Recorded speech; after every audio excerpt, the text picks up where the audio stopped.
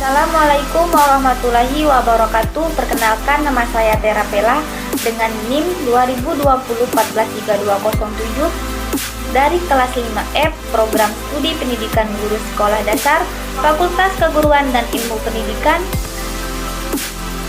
dengan dosen pengampu Miss Endang Surtioni, Magister Pendidikan dengan mata kuliah bimbingan dan konseling di sekolah dasar.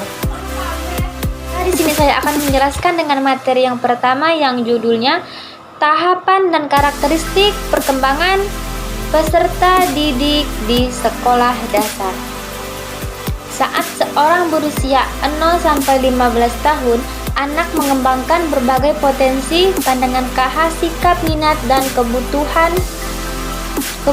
yang dipadukan dalam struktur diri super dalam Wikel.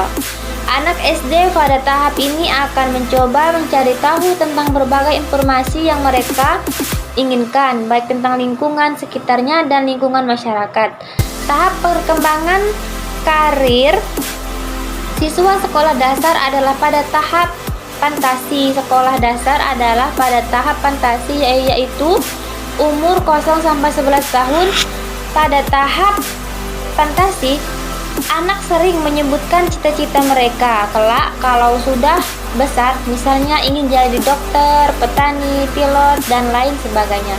Mereka juga sering bermain peran, misalnya bermain dokter-dokteran, bermain jadi penjual, bermain jadi pemain sepak bola, sesuai dengan apa yang mereka lihat, serta dapat dari lingkungan mereka. Bahkan anak-anak sering memiliki cita-cita yang masih jauh dari pertimbangan rasional dan kehidupan mereka, misalnya menjadi Superman atau menjadi Ultraman. Nah, perkembangan karir. Yang pertama ada kesadaran diri. Sadar akan diri sendiri, kebutuhan, kekuatan yang menuntut pengembangan dan pemahaman diri dan identitas diri yang positif akan mempermudah keputusan karir efektif. B. Kesadaran pendidikan.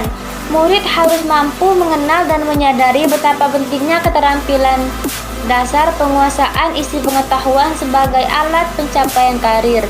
Yang C. Kesadaran karir. Murid harus diberi pengetahuan tentang perkembangan karir, berkembang melalui pendidikan dan pengalaman. Yang D. Kesadaran ekonomis. Memahami hubungan secara ekonomis antara ekonomi, gaya hidup, dan pekerjaan. Yang E. Ada pengambilan keputusan. Menyadari bahwa pengambilan keputusan melibatkan tindakan dalam hal mengidentifikasikan alternatif konsisten dengan dan implementasi keputusan tersebut. Yang F. Ada kompetensi awal. Mengembangkan keterampilan kognitif yang diperlukan untuk memasuki dunia karir. Yang G. Ada persepsi dalam sikap. Internalisasi karir yang memberikan keputusan baik secara pribadi maupun sosial. Saya akan menjelaskan dengan materi yang kedua, yaitu teknik bimbingan karir bagi peserta didik di SD. Yang pertama ada terpaduan dalam KBM atau kegiatan belajar mengajar. Teknik ini merupakan teknik yang paling memungkinkan, mengingat pelaksanaan bimbingan di SD adalah guru dalam teknik ini hendaknya meneliti materi kurikulum yang dapat disisipkan berbagai karakter untuk memberikan gambaran lebih nyata bagaimana isi bimbingan karakter dapat dipadukan dalam kegiatan belajar mengajar. Yang kedua ada paket bimbingan karir. Paket ini dibagi menjadi 3. Yang pertama, pemahaman diri, misalnya bakat, minat, keadaan fisik, keadaan sosial, ekonomi, budaya, dan cita-cita. Paket kedua, pemahaman lingkungan, misalnya jabatan, informasi jabatan, serta informasi pekerjaan. Paket ketiga, hambatan mengatasi, misalnya persangka, hambatan dari diri sendiri, hambatan dari luar, cita-cita, gaya hidup, rencana untuk masa depan. Nah, yang C ada pengamatan. Para siswa diajak jalan-jalan menuju suatu tempat, kemudian di sepanjang jalan mereka diminta mengadakan tentang jenis-jenis pekerjaan apa yang ditentukan. Yang D ada bacaan. Teknik bimbingan karir di SD dapat dilaksanakan dengan cara menyuruh murid untuk membaca riwayat hidup seseorang yang berhasil. Nah, yang E ada narasumber. Wawasan murid tentang dunia pekerjaan dapat pula diperoleh dengan mendatangkan narasumber ke sekolah untuk berdialog dengan anak-anak. Nah, yang F ada cerita.